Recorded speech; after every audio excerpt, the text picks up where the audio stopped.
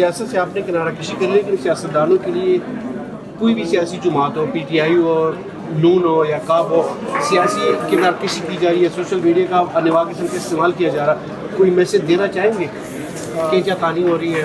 سیاستدان جو آپس میں دیکھیں، میری اس پہ بہت واضح ہے، میں اس پہ آرٹیکل دیکھ چکا ہوں، میں ٹیلی ویژن پروگرام سے بہت دفعہ بات کر چکا ہوں کہ اگر سیاستدانوں میں سب نے ایک دوسرے کے گلے پکڑے ہوئے نا، جمہوریت نہیں چل سکتی.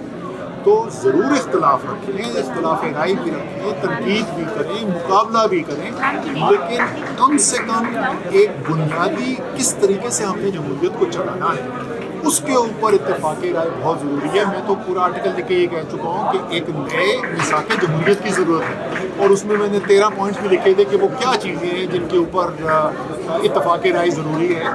تو میرے خیال میں تمام پاکستان کے سیاستدانوں کو ساتھ بیٹھ کر کوئی نہ کوئی اس کا حل ضرور نکالنا چاہیے، ورنہ یہ کشتی آگے جس طریقے سے بھی ہے کہ وہ نہ آگے جاتی ہے نہ پیچھے جاتی ہے، وہی ہلاک چلتا ہے. یہی کہہ رہی ہے کہ وہ مذاکرات کرنے میں انٹرسٹڈ نہیں ہے، تو آپ کی نظر میں یہ جو معاملہ چل رہا ہے، جو سچویشن چل رہا ہے، اس کا حل کیا ہو سکتا ہے؟ سب جماعتوں کو مذاکرات کے اوپر سنجیدہ ہونا چاہیے. ایک کوشش ہوئی تھی جس میں مذاکرات کی عمل شروع بھی ہوا تھا، لیکن بدقسمتی سے وہ بالکل آگے نہیں چلا. اور میرے خیال میں کیونکہ دیکھیں تحریک انصاف کے اندر بھی اور حکومتی سائڈ کے اندر بھی دونوں جگہ پہ ایسے لوگ بھی موجود ہیں جو سمجھتے ہیں مذاکرات ہونے چاہیے، اور ایسے لوگ بھی موجود ہیں جو سمجھتے نہیں ہونے چاہیے. وہ لوگ حکومتی سائڈ کے اوپر جو آتے تھے ان کے ہاتھ کمزور کیے گئے میری نظر کے اندر. میں کیوں یہ کہہ رہا ہوں کہ اس کے درمیان جب مذاکرات چل رہے تھے ایک معاملہ کھڑا ہوا اعجاز چودھری صاحب کے پروڈکشن آرڈر کے لیے. سینٹ چیئرمین یوسف رضا گیلانی جن کا تحریک انصاف سے کوئی تعلق نہیں ہے، وہ پیپلز پارٹی کے ہیں، وہ پیپلز پارٹی کے وزیر اعظم رہ چکے ہیں، انہوں نے پروڈکشن آرڈر شروع کیا اور اس کے باوجود اعجاز چودھری کو سمجھ نہیں لایا. یعنی ایک پیغام دیا گیا. اچھا وہ جو حکومتی ٹیم کی ظاہر ہے ان کے ساتھ بھی یہ بات اٹھائی گئی اور وہ یہ بھی نہیں کر سکے، تو پھر ظاہر ہے دوسری طرف سے ریئیکشن ہے کہ اگر آپ کے پاس یہ بھی اختیار نہیں تو آپ کیا مذاکرات کریں گے. تو اور اسی طریقے سے جو تحریک انصاف والے کہتے تھے کہ ہاں بیٹھنا چاہیے، بات کرنی چاہیے، ان کا ہاتھ بھی کمزور ہوا کیونکہ سب نے کہا کہ دیکھو میں تو تمہیں پہلے کہا تھا کہ کچھ نہیں ملے گا. اس لیے یہ ضروری ہے کیونکہ حل جو نکلنا ہے یہاں سے وہ نکلنا ہی مذاکرات کے ذریعے ہے. اگر آپ سمجھتے ہیں کہ صرف طاقت کے استعمال سے پاکستان کے مسائل حل ہو سکتے ہیں تو نہ ہوئے ہیں نہ ہوں گے. اچھا سر یہ بتائیے گا، پاکستان تحریک انصاف کا حصہ تو اس پارٹی اور اس جو اب موجودہ پارٹی ہے اس میں کیا فرق ہے؟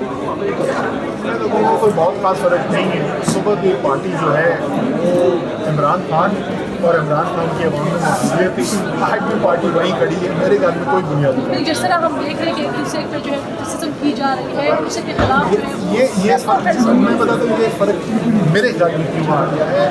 یہ فرق اس لیے آ گیا ہے کہ اس وقت بھی آپس میں اختلاف رائے ہوتا تھا، اس وقت بھی گروپ بندی ہوتی تھی، لیکن وہ جو بھی ہوتے تھے، جو بھی معاملات ہوتے تھے، وہ ایک کمرے میں بیٹھتے تھے، عمران سب کی بات سنتے تھے اور آخر میں فیصلہ کر دیتے تھے، اور وہ اختلاف رائے اس کمرے تک محدود ہوتے تھے.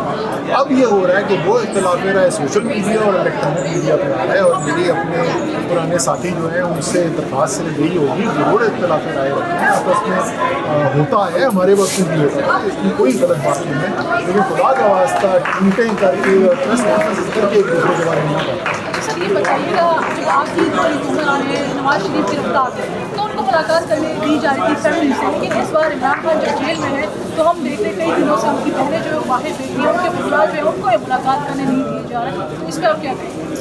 اس دن میں نے جب دیکھا علیمہ خان کی وہ تصویر دیکھی مجھے افسوس ہو رہا تھا کہ بیٹھی، اور میں آپ کو سچی بات بتاؤں میرا ذہن میں آ گیا علیمہ محمد خان کو مجھے 2 مہینے پہلے فون کال آیا، وہ بھی اڈیالہ میں تھا، اس میں اڈیالہ میں تھا.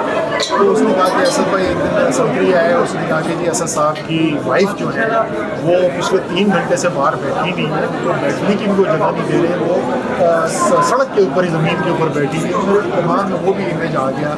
تو یہ سب کرنے سے سوائے آپ کسی لیڈر کی مقبولیت میں اضافہ کرنے کا کچھ بھی حاصل نہیں ہے.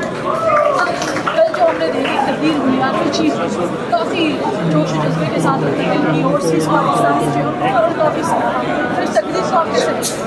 بہت اچھی بات ہے، اچھی باتیں ہیں. کون نہیں چاہتا کہ پاکستان میں ہو، کون نہیں چاہتا کہ پاکستان کی ترقی ہو، کون یہ کہے گا کہ نہیں پاکستان کے مستقبل کے اوپر آپ کو امید نہیں ہونی چاہیے. سب باتیں ہیں اگر ہم فیصلے ایسے کر لیں جہاں پہ ملک کی آبادی کو خاص طور سے نوجوانوں کو یہ سب چیزیں حقیقت میں بدلتی نظر آئیں تو پاکستان ترقی کرے گا.